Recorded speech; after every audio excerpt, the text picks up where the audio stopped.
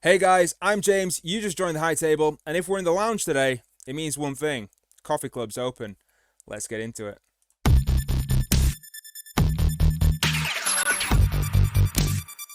Hey guys, and thanks for joining me in the lounge. If you could do one thing for me today, could you hit the like, subscribe, and ring button for me? It's free, it helps me out, and it stops you guys missing my content.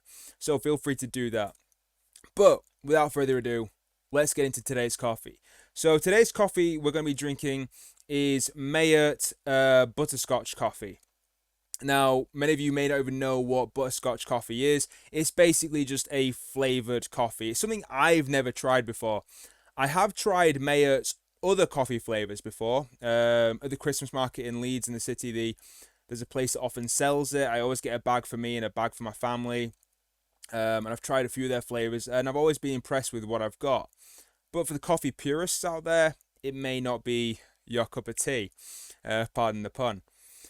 So, the same rules apply with all coffees I drink. They need to be filtered. We need to be drinking them black. So no adding of cream, milk, or anything like that, sugar, or anything. We drink the coffee as it is. So that way we have a nice even playing field for all the coffees.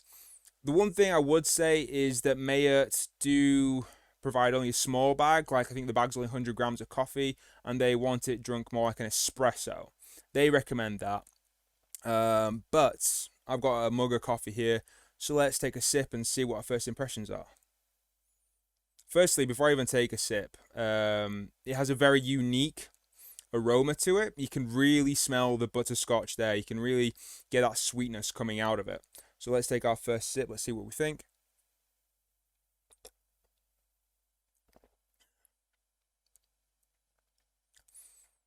Now, from that first sip, it's very enjoyable, and it's really starting to come in now. You don't immediately get that sweetness that you're expecting from something like butterscotch. It starts off like a very normal sort of coffee, and then towards the end, that aftertaste, you start to get this like nice sweetness coming into the back of it. So let's just go in again.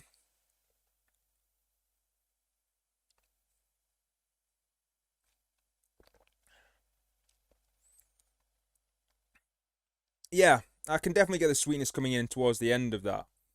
What I will say is that compared to a lot of coffees I have out there, I wouldn't say it's a full-bodied coffee. It does feel like there's something lacking in its robustness.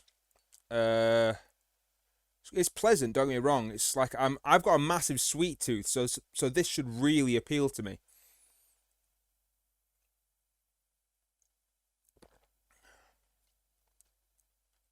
It's funny, like I'm getting almost like a amaretto type of vibe from this as well.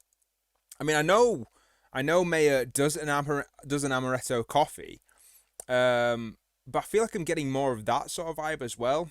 Uh,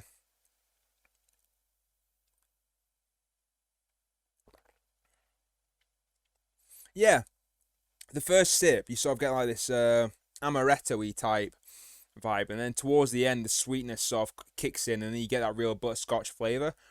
Um, I will be honest, like I think I overhyped this coffee a little bit too much before I drank it.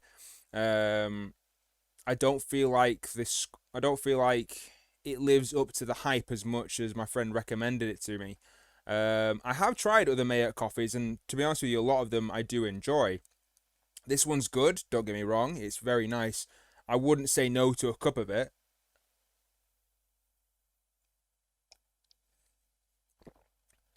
but I feel like this cup of coffee is it's not something I would go out of my way to buy, if that makes sense. Um, Good, but not great. So the important thing here is what score are we going to give it? My gut instinct is telling me sort of like a high six, low seven. So I think because it is a good coffee, I don't want to insult it too much because I do enjoy this coffee, but I feel like I've overhyped it too much in my head. Um, which, because I came into this feeling like I was going to give this coffee an 8 or somewhere in that region. Drinking it, really taking it in, I'm thinking more like a 7-1. I was edging between 6.9, 7. I think I'm going to give it a 7-1 because it's certainly not a bad coffee. It's certainly something I do enjoy. And other Meyert coffees I've really enjoyed. But this one, for whatever reason, just doesn't feel, like I say, when I talked about Lavazza in the previous video, it felt, like I said, it felt full bodied. Like you felt like there was something there, something more substantial. This one certainly, it doesn't have that. It sort of lacks down in the full bodiedness, and it comes up here with the sweetness. We only get that sweetness in the aftertaste.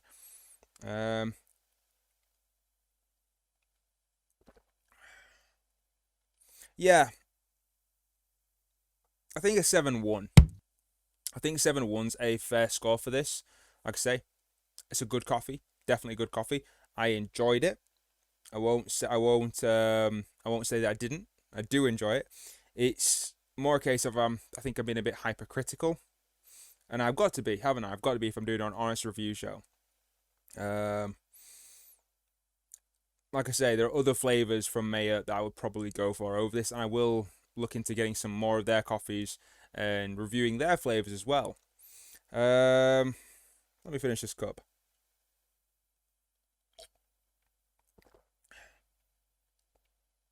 Yeah, as we're getting towards the end of it, as we get towards the end of this cup, definitely it's just that sweetness in the aftertaste. I think that's what it's trying to sell itself with. Yeah, definitely it's a good coffee, but it's not one I'm going to go out of my way to buy again, if I'm honest. Like I said, I think 7-1 is a fair score.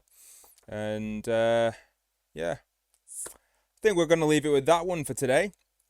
Like I say, if there's any coffees you guys would recommend, let me know. Put it in the comments down below, and I'm going to go out my way to try and get hold of them so I can review them. I've got a couple coffees I'm going to look into in the next couple of weeks that I'm going to review. It's kind of interesting. Like I'm also going to start. I think I'm also going to start looking at giving in fun facts about coffee as well. I mean, for instance, fun facts about coffee. Did you know that the Arabica bean, famously grown in South America, didn't actually originate there? The Arabica bean actually came from the Middle East. So the most famous, Brazil, the biggest coffee producer in the world, the coffee we produce didn't actually originate from Brazil, but yes, one of our biggest exports. So, fun fact of coffee there for you. There's another one I'm going to give you next week as well, which really surprised me. I'm going to leave a question for you guys. Which country do you think, per capita, is the biggest coffee drinker in the world? Which country drinks the most coffee per capita? Like, honestly, when I found that out, I was massively surprised. I thought Brazil would be the answer, because obviously we make the most of it. No, we aren't. So I'm going to leave that one with you. Obviously, knocking Brazil out, you've got to think now, which is the #1 drinker of coffee in the world? Alright guys, so if you've enjoyed this review, feel free to leave a like, subscribe, and ring the bell for notifications. Leave comments down in the video.